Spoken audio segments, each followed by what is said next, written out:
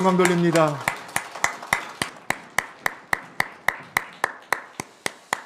네, 우리 혼성중창단 진심으로 감사를 드립니다.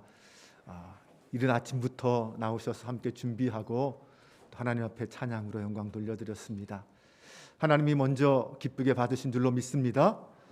또한 모든 성도들이 은혜 가운데 또 기쁘게 찬양을 함께 영광 돌린 줄로 믿습니다. 2022년을 시작하면서 저는 이 비욘드 코로나를 넘어서는 우리의 신앙에 대해서 말씀드리고 있습니다. 우리의 눈은 코로나의 현상과 현실에 머무르지 않고 코로나 너머에 계신 그 하나님을 바라보고 하나님의 뜻과 섭리와 은혜에 집중하자, 이런 말씀을 드리고 있습니다. 많은 사람들이 코로나 이후의 예배 상황은 지금과 별반 다를 것이 없을 것이다, 이런 예측을 합니다. 코로나 이후의 교회는 거리두기 상황에 따라서 예배를 멈추기도 했고 다시 시작하기도 하는 것을 계속 반복해 왔습니다. 그러면서 많은 성도들이 예배당에서 예배 드리기보다는 온라인으로 예배 드리는 것이 익숙해져 있습니다.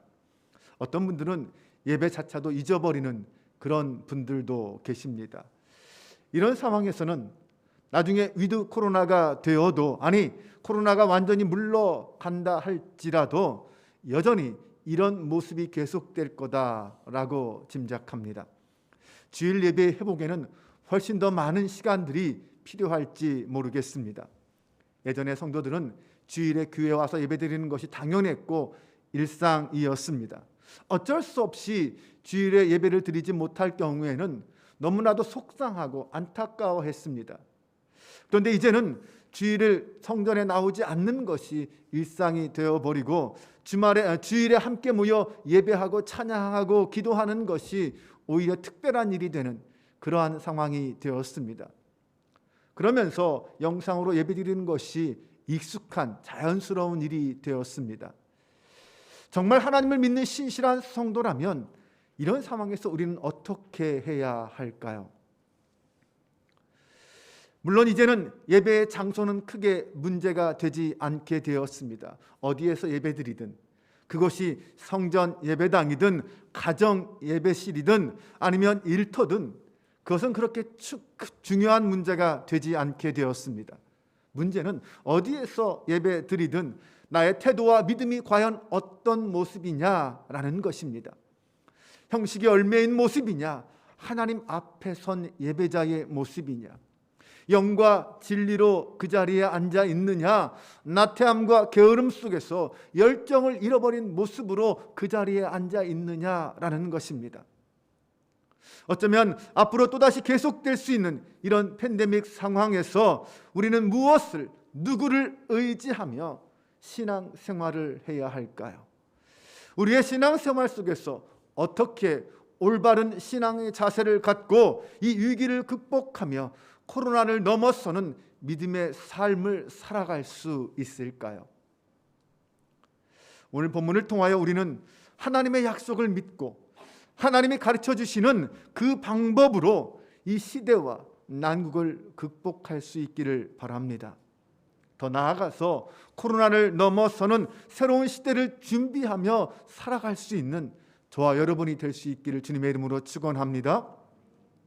오늘 본문 33장 바로 앞장인 32장을 보면 에레미야가 계속해서 유다와 예루살렘의 멸망을 예언합니다. 그러자 화가 난 유다의 시드기야 왕이 에레미야를 궁중의 시위대 뜰 안에 감옥에 가두어 버렸습니다. 당시 유다는 바벨론의 침략으로 인해서 풍전등화의 상황이었습니다. 하나님은 갇힌 에레미야에게 베냐민 땅 아나돗에 있는 밭을 사라고 합니다. 그리고 그 매매 증서를 사람들이 보는 앞에서 토기에 담아 보존하게 하라라고 명하십니다. 전쟁통입니다. 그것도 이제 곧 이방인들에게 멸망당하고 정복당할 그 땅을 사라고 합니다. 이해가 되지 않았습니다.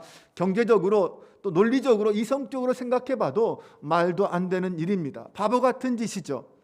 하지만 에레미야는 하나님의 명령에 의하여 땅을 샀고 그 매매 증서를 넘겨준 다음에 하나님께 기도했습니다. 그의 기도의 내용은 이런 것이었습니다. 하나님이 시키는 대로 밭도 사고 증인도 세웠습니다. 그런데 지금 이 유다와 예루살렘은 멸망 직전입니다. 하나님의 뜻은 도대체 어디에 있는 것입니까? 거기에 대한 하나님의 대답은 이렇습니다.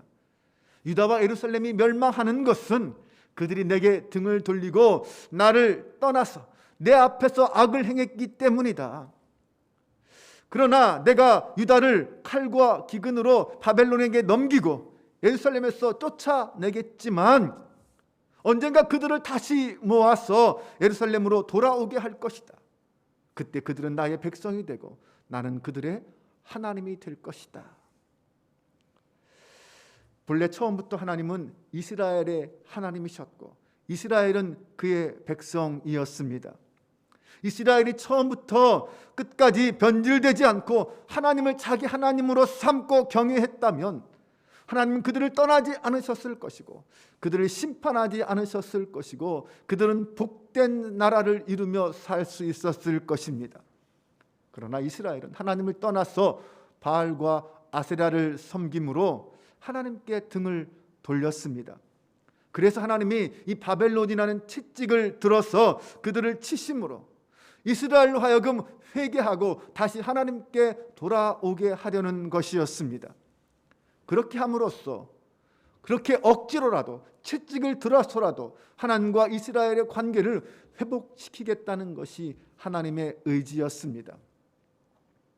그리고 나서 오늘 본문 33장은 다시 시위대의 뜰에 갇혀있는 에레미야에게 하나님의 말씀이 임하는 것으로 시작합니다.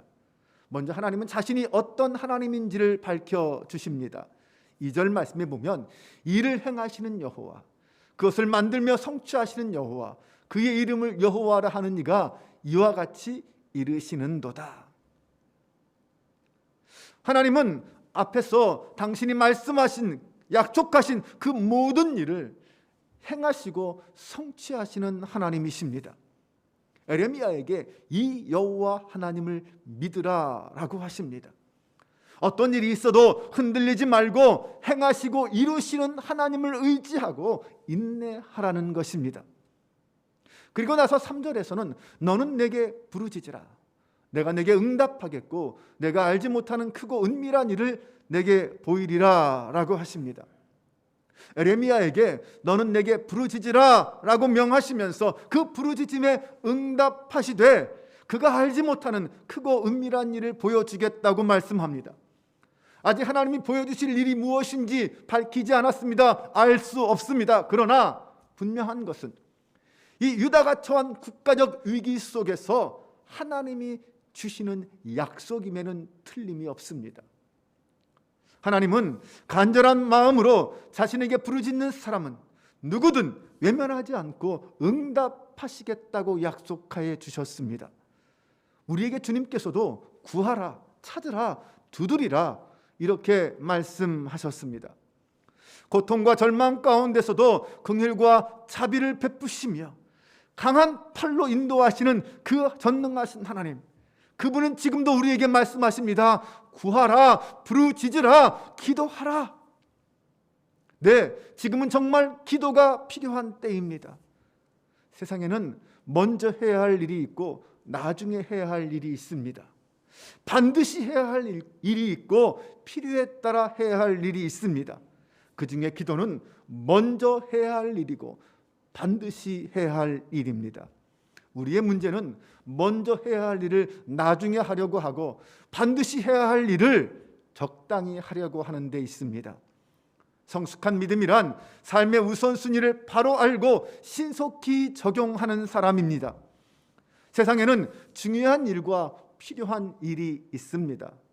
중요한 일과 필요한 일이 혼돈되기 시작하면 우리의 삶과 영혼은 깊은 혼란에 빠지게 됩니다. 기도는 반드시 해야 할 일이고 중요한 일입니다. 왜냐하면 기도는 성도의 호흡과도 같기 때문입니다. 어느 누가 바쁘다고 힘들다고 호흡을 미루거나 멈출 수 있습니까? 사탄은 기도의 위력을 너무나도 잘 알고 있습니다. 그래서 사탄이 밥 먹고 하는 일은 바로 성도의 삶 속에 침투해 들어가서 그의 기도를 무력화시키는 것입니다. 무장 해제된 군인은 전쟁이 일어나면 포로가 되거나 패잔병이 될 수밖에 없습니다. 우리는 영적 전투에 투입된 십자가의 군병들입니다. 우리의 유일한 무기는 기도뿐입니다. 기도로 모든 것을 공급받아 전쟁터에 나가 싸워야 합니다. 기도로 우리의 총사령관 되시는 그 하나님의 뜻을 알아야만 합니다. 그렇기 때문에 사탄은 우리의 무기인 이 기도를 빼앗으려고 안간힘을 쓰는 것입니다. 성도의 삶 속에서나 교회나 가정에서 기도를 제거하면 성도와 교회와 가정은 종이 호랑이가 됩니다. 사탄의 놀이터가 되고 사탄의 하수인이 될 수밖에 없습니다. 그러다 보니 거칠어지고 사나워집니다. 불평과 짜증과 원망의 영에 사로잡히게 됩니다. 물고기가 물속에서 살아야 하듯이 하나님의 자녀들은 기도 중에 머물러야 합니다. 왜 기도를 해야 하느냐라고 묻는 것은 왜 물고기가 물속에서 살아야 하느냐라고 묻는 것과 같습니다.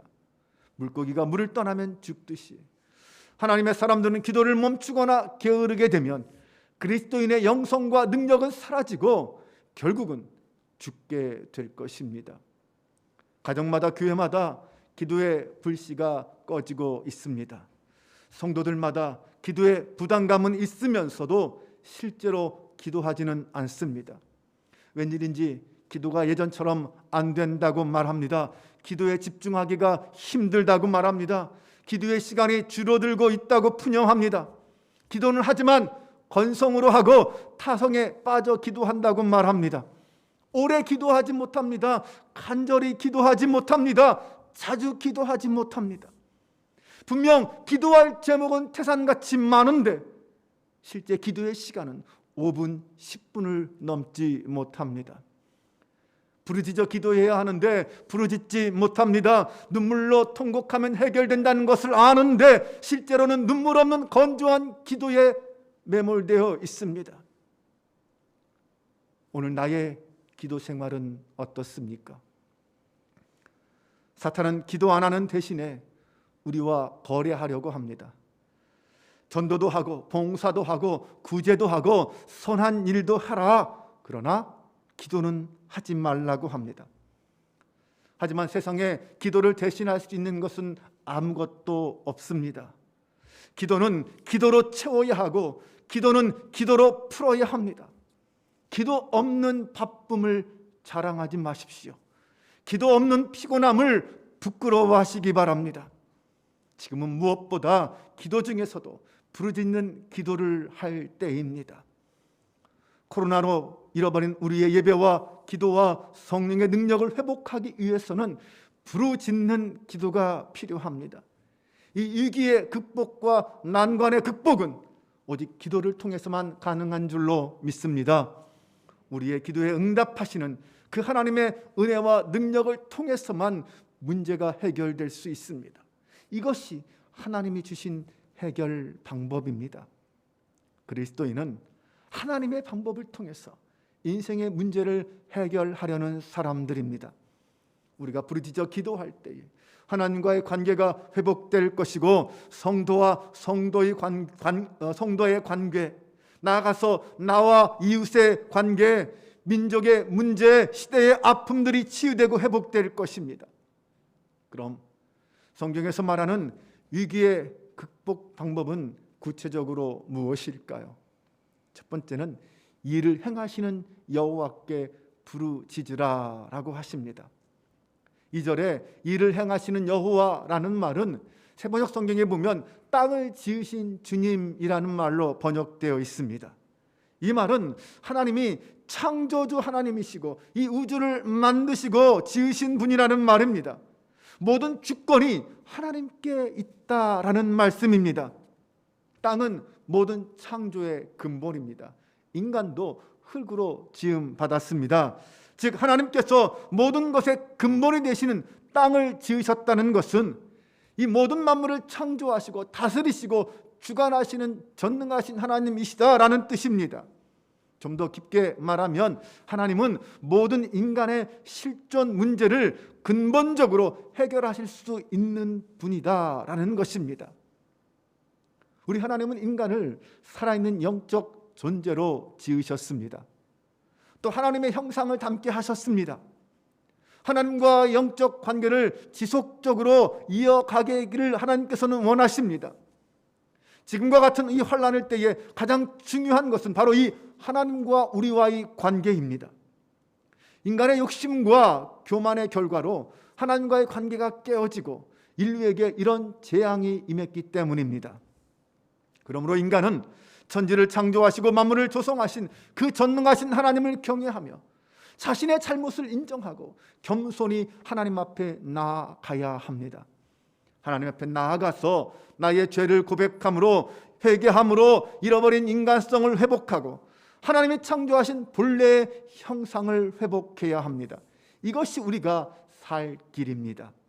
인간은 하나님을 떠나서는 아무것도 할 수 없는 존재라는 사실을 깨달아야 합니다.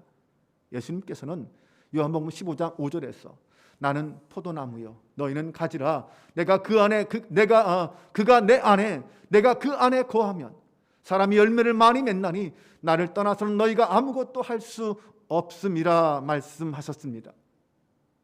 그러나 사탄 마귀는 끊임없이 우리에게 하나님을 떠나도 너는 편하고 행복하게 살 수 있다, 혼자 힘으로 잘 살 수 있다라고 미혹합니다. 더 큰 자유와 쾌락이 기다리고 있다, 하나님을 떠나라 라고 유혹합니다. 아담과 하와는 그 유혹에 넘어갔습니다. 그래서 하나님을 떠났습니다.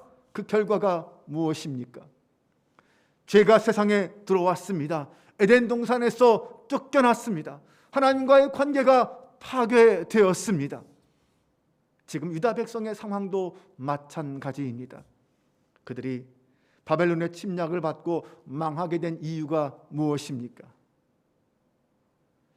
유다 백성들은 선지자를 통하여 선포된 하나님의 말씀을 듣고도 불순종했습니다. 하나님과의 관계가 그래서 단절되었고 스스로 심판과 재앙을 초래한 것입니다. 하나님은 이 세상을 하나님의 창조와 창조의 질서와 법칙대로 움직이기를 원하십니다. 그런 하나님을 철저하게 신뢰하고 그 관계를 회복하기 위해서 우리 인간이 해야 할 일은 하나님 앞에 무릎 꿇고 부르짖는 것입니다. 나의 죄선과 연약함을 하나님 앞에 내어놓고 회개하는 것입니다. 그리고 나를 만드시고 나를 지으신 분이 여호와 하나님임을 고백하며 부르짖을 때 하나님의 자비와 하나님의 긍휼을 통하여 치유와 회복의 역사가 내 삶 가운데 나타나게 될 것입니다. 주님은 요한복음 15장 7절에서 너희가 내 안에 거하고 내 말이 너희 안에 거하면 무엇이든지 원하는 대로 구하라 그리하면 이루리라 말씀하셨습니다. 고린도전서 15장 58절에는 그러므로 내 사랑하는 형제들아 견실하며 흔들리지 말고 항상 주의 일에 더욱 힘쓰는 자들이 되라. 이는 너희 수고가 주 안에서 헛되지 않은 줄 알미라 하였습니다. 모든 만물의 근본이시고 창조주이시며 구원을 베풀어 주시는 여호와, 이를 행하시는 여호와께 부르짖을 때 우리 삶의 치유와 회복의 역사가 일어남을 믿으시기 바랍니다. 위기를 극복하는 두 번째 방법은 이를 성취하시는 여호와께 부르짖는 것입니다. 인간의 생사화복을 주관하시는 분이 하나님이십니다. 코로나를 비롯한 그 모든 질병 가운데 우리를 건지시고 인류를 향한 치유와 회복의 역사도 하나님이 하실 수 있습니다. 이 세상의 모든 문제와 아픔에 대한 사건에 대한 해결 방법도 하나님께 있습니다. 에레미야는 지금 국가의 멸망을 앞두고 감옥에 갇혀 있습니다. 하나님은 그 에레미야에게 구원의 약속을 하고 있습니다.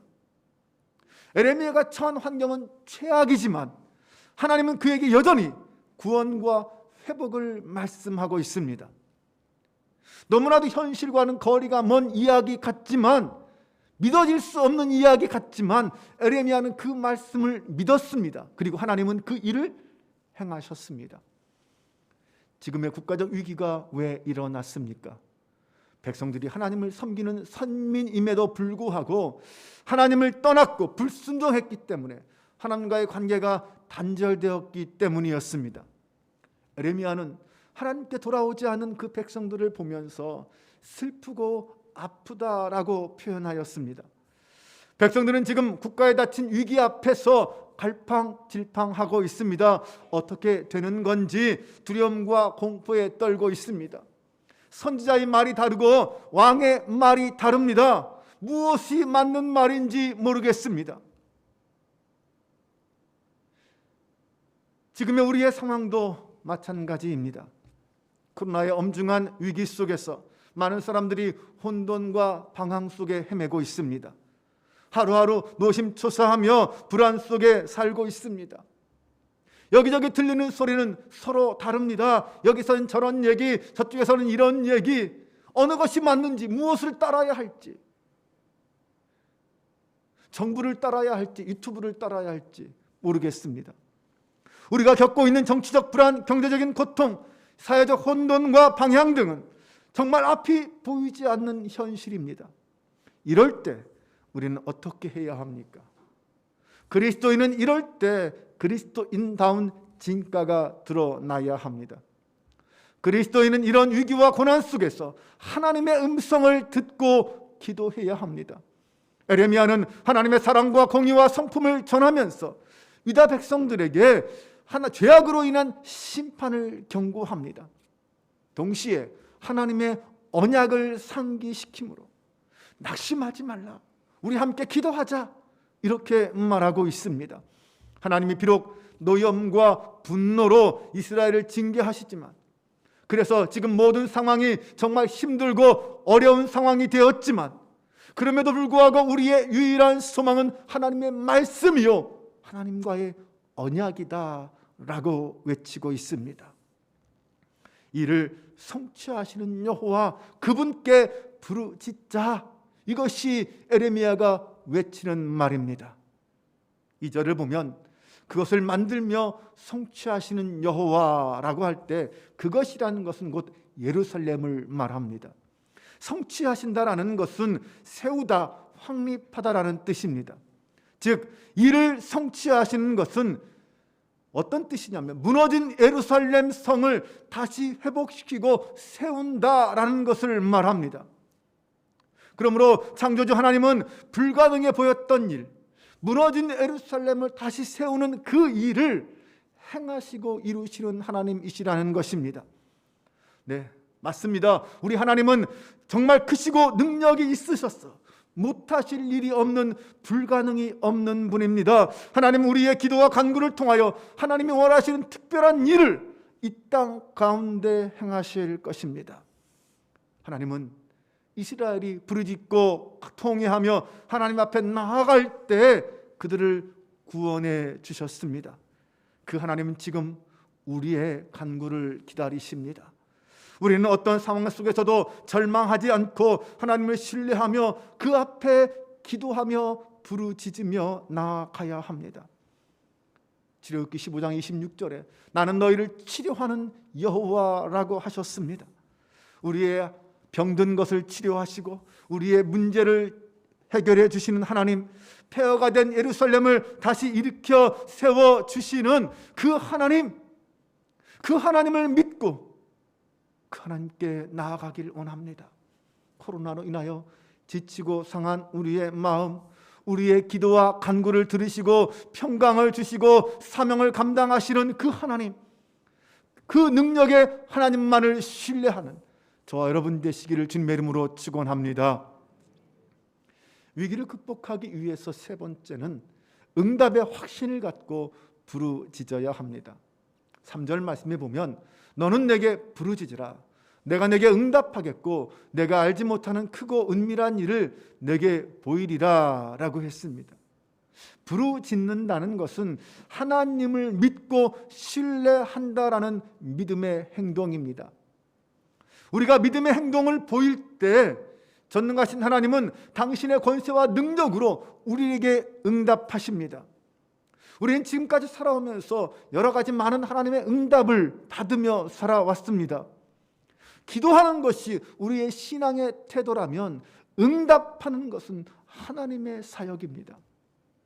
주님은 요한복음 14장 1절에서 너희는 마음에 근심하지 말라, 하나님을 믿으니 또 나를 믿으라 라고 말씀하셨습니다.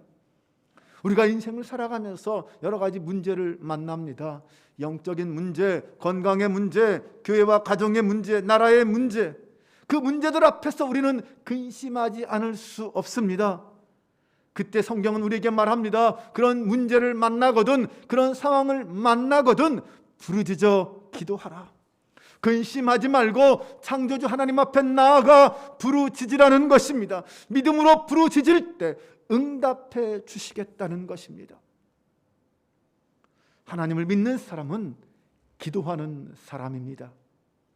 기도한다는 것은 자신을 의지하지 않고 하나님을 하나님 되심으로 인정하고 고백한다는 뜻입니다. 이사야 41장 10절 말씀에 두려워하지 말라, 내가 너와 함께함이라.